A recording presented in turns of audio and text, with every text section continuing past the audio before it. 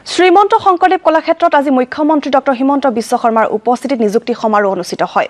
অনুষ্ঠানত 1127 গৰাকী প্ৰাৰ্থীক নিযুক্তি পত্ৰ প্ৰদান কৰা হয়। ইয়াৰে 266 গৰাকীক লোক নিৰ্মাণ বিভাগত নিযুক্তি দিয়াৰ বিপৰীতে চিকিৎসা, শিক্ষা আৰু গৱেষণা বিভাগত 861 গৰাকীক নিযুক্তি দিয়া হয়। উল্লেখযোগ্য যে বৰ্তমানলৈ ৰাজ্য চৰকাৰে 99,097 গৰাকী নিবনুৱাক সংস্থাপন দিবলৈ সমৰ্থ হৈছে।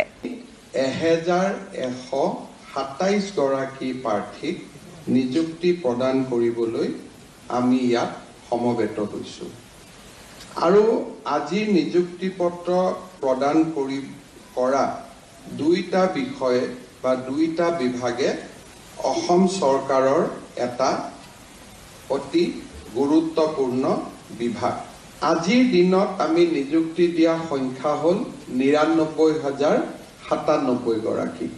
অৰ্থাৎ আৰু 3টা নিযুক্তি দিয়াৰ লগে লগে আমি 1 লাখ নিযুক্তিত আমি ভৰি দিব পাৰিম।